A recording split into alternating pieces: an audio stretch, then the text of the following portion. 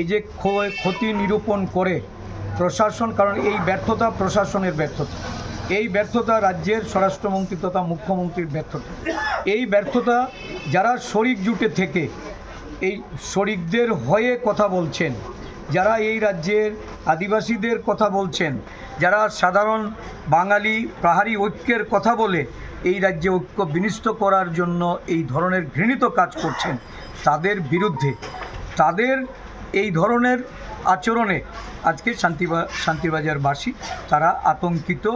তাদের শান্তি প্রতিষ্ঠার লক্ষ্যে কংগ্রেস দল আমাদের প্রচেষ্টা থাকবে শান্তি বিরাজ করার জন্য। প্রশাসনের কাছে যেমন আমরা আবেদন জানাবো, প্রশাসনের তরফ থেকেও পদক্ষেপ গ্রহণ করতে হবে।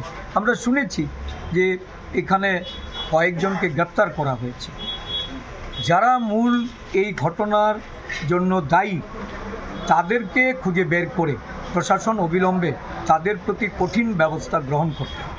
এটা আমাদের দাবি। আমরা মনে করি যে ব্যালেন্স করার জন্য এই প্রশাসন যে পদক্ষেপ নেবে, এই পদক্ষেপকে আমরা কোনোভাবেই সমর্থন করি না। আমরা মনে করি প্রকৃত যারা এই ঘটনার জন্য দায়ী, যারা সরকারি অফিসারদের উপর আক্রমণ এনেছে, তাদের বিরুদ্ধে কঠোর ব্যবস্থা গ্রহণ